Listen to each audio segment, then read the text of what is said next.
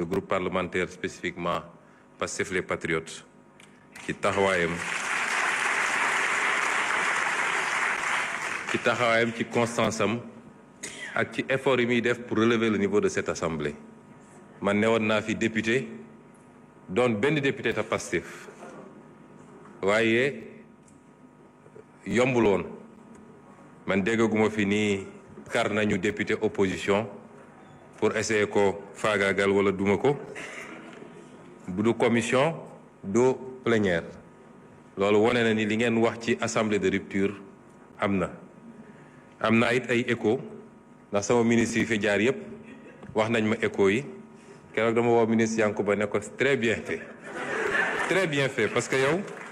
man mii sax léeg-léeg dama lay essayer jot ba sonn duma la jot dégg naa député yi gësam nañ la bu baax a baax loolu nag du ma ne lu bees sa waaye musul amee nii député yi def seen rôle en toute indépendance te teewul it ñu respecter la logique globale du parti kon ñu ngi leen di féliciter di wax ni ñun ñëw assemblée nationale du problème ci ñun ndax nekkoon nañ fi en tant que député di affronter une majorité kon na ñëpp dalal seen xel te bàyyi daw bi ndax dem toog ci télé yi naan Ousmane Sonko suba ak ngoon te Ousmane Sonko buy ñëw nga buub say bagages bokkul ci jàmbaar leneen la ma yokk ci nii séance yu mel nii baax na te respecté nañu aussi délai bi ndax xool naa kañ lañu voté règlement intérieur bi ak kañ lañ ko promulgué kañ la génn ci journal officiel bi kon génnuñu ci délai bi du it loo xam ne assemblée mooy convoqué d'autorité li yoon wax rek mooy une fois tous les 3 mois mun na nekk au début au milieu ou à la fin lu ñuy waxtaane la ñu xool disponibilité kenn ku nekk mais li am solo mooy ci ñetti weer yi dinaa fi ànd ak gouvernement bi du question d'actualité aussi au premier ministre texte bi waxul premier ministre dafa ne le gouvernement mais ñu bëri ñoom jàpp nañ ni Ousmane Sonko la moo tax ñu naan sax du ñu dem ndax Sonko man nag du ma agressé kenn waaye du ma koo xam ne nag waaw honorable Tafsir Thioye day ñëw fii wax xalaat yu leer nañ teg ko ci xam-xam ak chiffre ñu tontu ko ci loola ku ñëwee noonu rek ñu ñëwee noonu waaye parti bi moom ku fi ñëwit Pastef defe naa kenn du ko démontrer xadar ak xarañ ak defante kon nañu dellu si ci l'essentiel honorable ay dafa wax ci lu jëm ci contexte bi contexte nag contexte politique la njëkkee contexte politique bi dafa mel ni li ci ëpp sax dafa dellu si suñu biir waaye may dalal xelu ñëpp ku am déglu ak seetlu dama waxoon ni ba may annoncé dama ne woon y aura un avant un pendant et un après 8 novembre damay bëgg léeg-léeg ñu may déglu ci li may wax amoon na avant 8 novembre moom defe naa musul am ci Sénégal après 8 novembre nag moom jëfur général la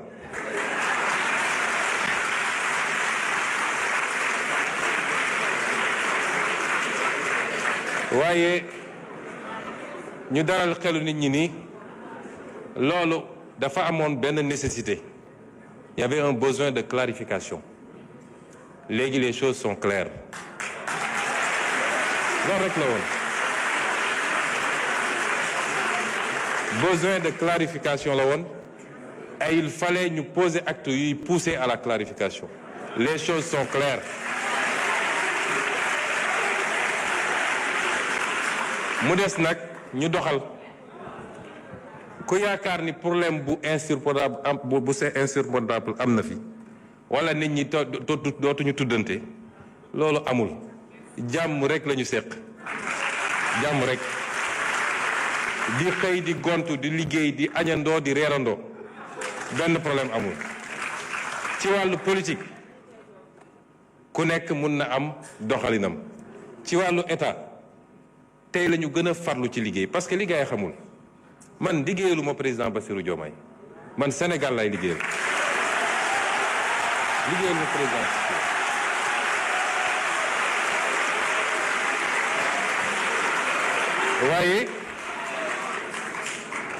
waaye liggéey gi may liggéeyal Sénégal dafa nekk ci kilifteefu président Bassirou te ci mandaam lañ koy comptabiliser. kon lépp lu ma jàpp ne lii njëriñ la du ma ci xaar président Bassirou lépp lu ma yaakaar ni lii safaan wala du ma ci xaar président Bassirou. moo tax contexte politique mënul am impact ci suñu xëy ak suñu gont ak suñu liggéey te tey séance bi wan na leen ni tey la ñu gën a farlu ci liggéey bi pour réussir le projet qu'on a promis aux Sénégalais. su jëmee ci contexte régional bi gis nañ li fi xew semaine passée bi ñu nekkee ci tukki bi ministre des finances nga fa woon dafa am laaj bu kilifa gi ñu seeti woon laaj may ñaan nag yéen ñëpp ngeen yokk ñaan yi parce que la ñu doon doxi mën na am ci fan yu néew mu sotti te dina baax lool ci réew mi torop sax waaye dafa am laaj bu mu laaj ne lan moo may garantir ni li xew ci réew yi leen wër du ñëw Sénégal ma ne ko boo tëddee nelawal waaye bi ma ci jiital te ma bëgg ñun ñëpp ngeen ànd féliciteel ma bi ma si njëkk a jiital mooy ñun dañoo am ay forces armées yoo xam ne bokk ñopp gars yi ñun li ñu am booy xool li xew fépp dañu war a dellu sant yàlla bi mu ñu joxee armée bi mel nii dañ ko war a sant yàlla muy armée boo xam ne jaxasoowul ci mbirum politique waaye mat na liñ ko doyee pour sécuriser le territoire national moom ak toutes les forces de défense et de sécurité ñu boole si am askan woo xam ne du askan gu ñuy nax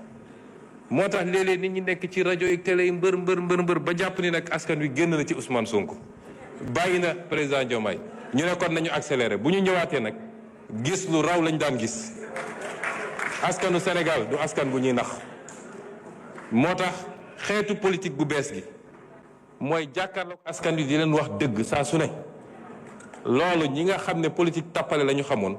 ils sont complètement dépassés moo tax li leen dese mooy di fay ay nit pour ñu wax ju ñaaw le message nag mooy li may wax Sénégalais yi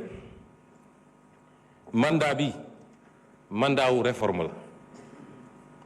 mandat bi réforme li ci jiitu mooy ñu xoolaat suñu bopp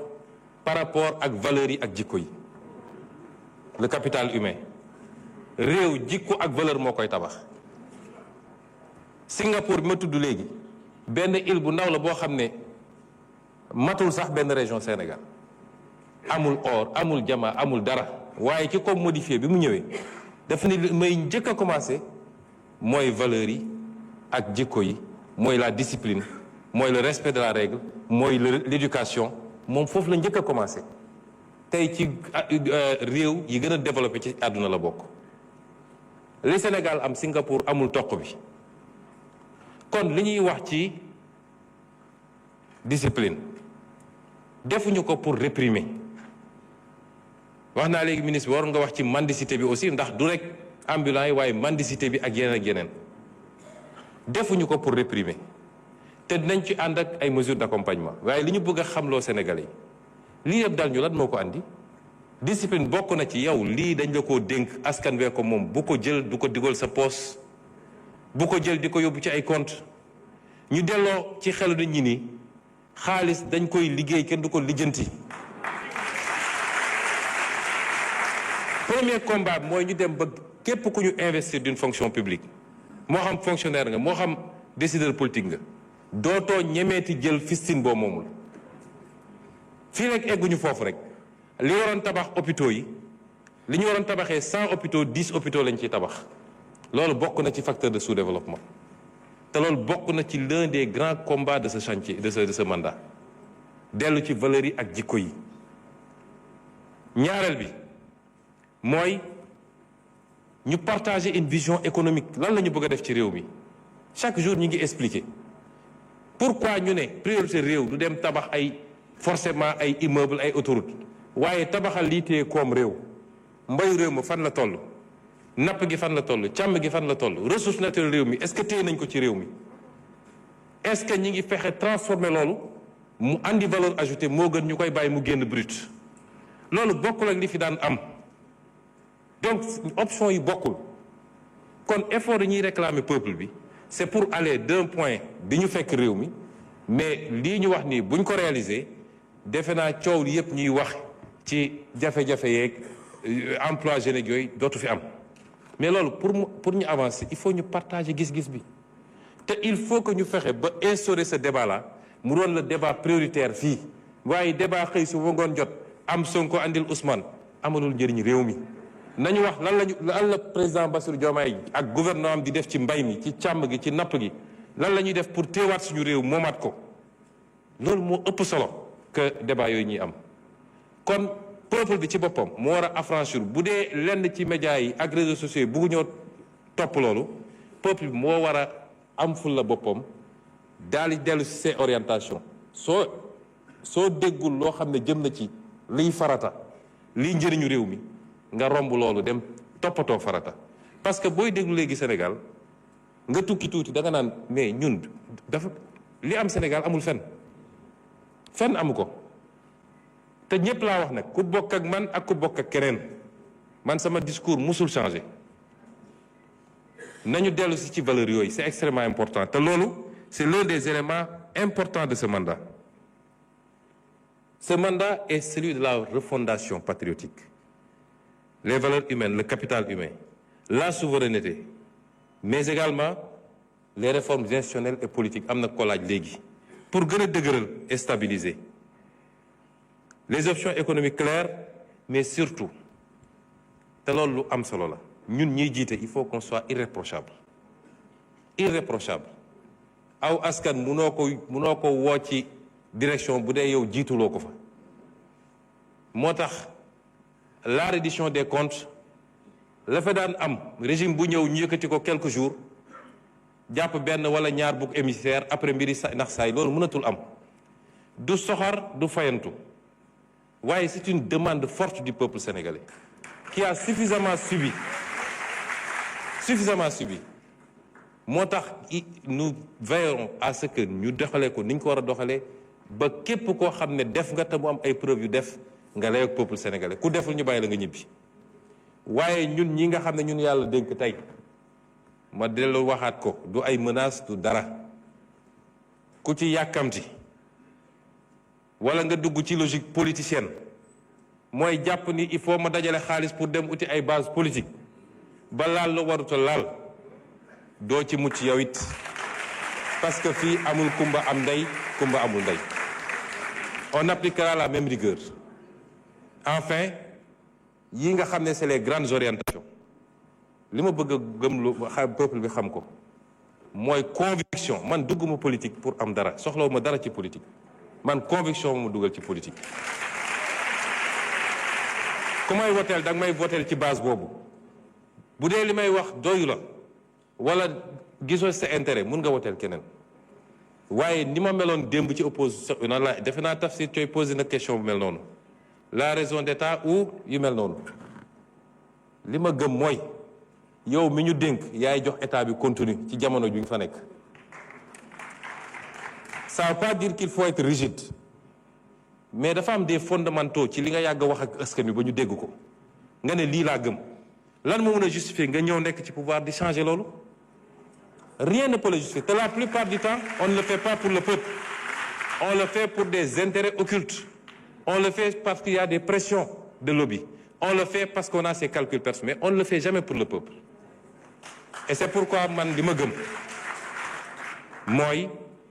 la raison d'État c'est la raison de celui qui incarne ou ceux qui incarnent l'État par rapport à leur combat politique par rapport à leur doctrine par rapport à li ñu wax ak réew mi pendant tout ce temps-là c'est ça la raison d'État et la souveraineté lu am solo la c'est au nom de cette souveraineté que je considère moi-même que réew boo xam ne Sénégal seq na ak yow réciprocité dafa war a am waxoon naa ko fii ci visa yi te ñu ngi ciy liggéey noonu laa koy waxee ci extradition réew bu téye un fugitif sénégalais ne du ma extrader li ñu fi am di demander extrader du ma ko extrader je ne le ferai jamais et le principe de souveraineté également est important. loolu daal laay wax ci appel qu'on reste nous-mêmes rawatina yéen patriotes yi bu ñu pouvoir soppi lañ doon woote démb ak barki démb nañ ci continuer te xam ni nguur yàllaa koy joxe jaarale ko ci réew jaarale ko ci nit ñi mais ci kaw relation de confiance bi ngay séq ak nit ñi loolu laa gëm asalaamaaleykum